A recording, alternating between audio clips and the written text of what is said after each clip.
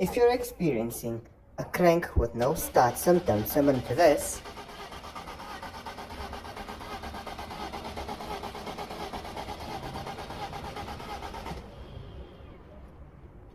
this is the video for you. Today we'll be checking to see if we've got spark on this vehicle. We'll start off by removing all the covers that sit over the engine so we can get access to the spark plug or bogie cord leads.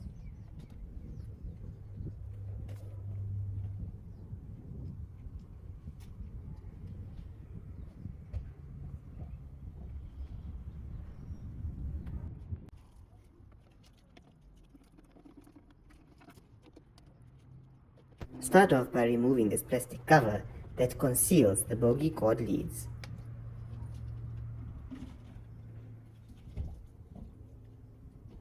Next, we will remove one of the cords and test them to see if we are getting a spark through the cords.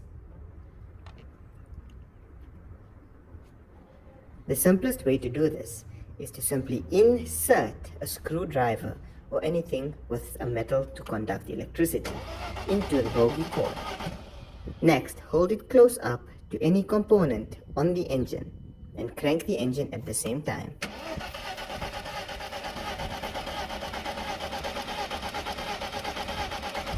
While cranking, you will need to see a little blue spark. This will indicate that the spark is coming through the bogie cord. On this specific vehicle, we can see there is no spark, so we will need to test further. This is what proper spark should look like.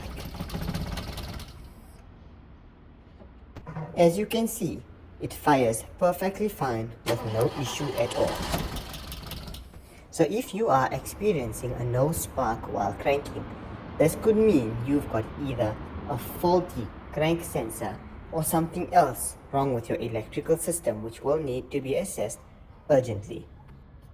If you do, however, have spark and you still have a no start failure, your next test will need to be for fuel supply.